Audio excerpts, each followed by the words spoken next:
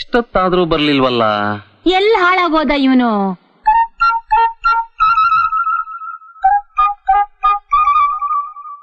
ನಮಸ್ಕಾರ ಸ್ವಾಮಿ. ನಮಸ್ಕಾರ. ಪರಂದಾಮಯ್ಯ ಊರ್ ಬಾಗ್ಲು ಅನ್ನೋರ್ ಮನೆ ಯಾವ್ದು ಗೊತ್ತಾ? ಹೌದಯ್ಯ, ಪರಂದಾಮಯ್ಯ ಊರ್ ಬಾಗ್ಲು ನಾನೇ. ಹೌದಾ? ಬೇಕಾಗಿತ್ತು. ಲಕ್ಷ್ಮೀಪತಿ ದೊಡ್ಡಬಾವಿ ಅನ್ನೋರು ಈ ಲೆಟರ್ ಕಳ್ಸ್ಕೊಟ್ಟವ್ರು ನೋಡಿ. ಏನು ಈ ಚೀಟಿ ಲಕ್ಷ್ಮೀಪತಿಯರೇ ಕಳ್ಸ್ಕೊಟ್ಟ? ಹ್ಞೂ ಸ್ವಾಮಿ, ನಾ ಬರ್ಲಾ?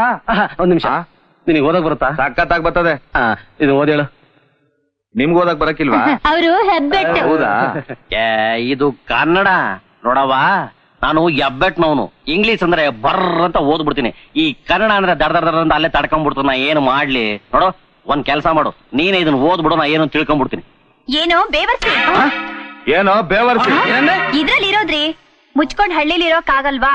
ಯಾವನೋ ಕೆಂಚ ಅನ್ನೋನ್ ಬಂದು ನಿನ್ ಕಿತ್ತೋದ್ ಮಗಳ ಬಗ್ಗೆ ಹೇಳಿದ್ ಕೂಡ್ಲೆ ನನ್ ಮಗ ಕಾಯ್ಕೊಂಡಿದ್ದಾನೆ ಅನ್ಕೊಂಡಿದ್ಯಾ? ಲಕ್ಷಾಂತರ ರೂಪಾಯಿ ಆಸ್ತಿ ಬರ್ತದೆ, ಒಬ್ಳೆ ಮಗಳು ಅಂತ ಬಾಯಿ ಬಿಟ್ಕೊಂಡು ಜೊಲ್ ಸುರಿಸ್ತಿರೋ ನಿನ್ನಂತ ತಿರುಬೋಕಿಗಳ ಮನೆಗೆ ನನ್ನ ಮಗಳು ಸುಂದರಿನ ಕೊಡ್ತೀನಿ ಅಂತ ತಿಳ್ಕೊಂಡಿದೀಯಾ?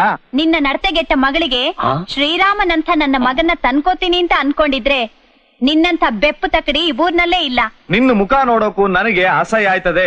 ನೀನು ಅಣ್ಣ ಅಂತ ನನಗೆ ಪತ್ರ ಬರೆಯೋದಾಗಲಿ ಬಂದು ನೋಡೋದಾಗ್ಲಿ ಮಾಡಿದ್ರೆ ನನ್ನ ಕಿತ್ತೋಗಿರೋ ಚಪ್ಲಿನ ಶಾಲಲ್ ಸುತ್ಕೊಂಡು ಜ್ವರ ಬರೋವರೆಗೂ ಹೊಡಿತೀನಿ. ಇಂತಿ ನಿಮ್ಮ ಶತ್ರು ಪರಂಧಾಮಯ್ಯ ಊರ್ ಬಾಗ್ಲು. ತಗೊಳ್ಳಿ. ಲೇ, ನೀನ್ ನನ್ನ ಪಾಲಿಗೆ ಸತ್ತೋದ ಕಣೆ. ಕಿತ್ತೋದ ನನ್ ಪಾಲಿಗೋಷ್ಟೆ. ಇವತ್ತಿಗೆ ನಂದು ನನ್ನ ತಂಗಿ ಸಂಬಂಧ ನೆಗದು ಬಿದ್ದೋಯ್ತು ಕಣವ. ನೀನ್ ಅಳಬೇಡ ಕಣವ, ಅಳಬೇಡ. ಬರವ, ಊರ್ಗ್ ವಾಪಸ್ ಹೋಗ್ಬಿಡವ.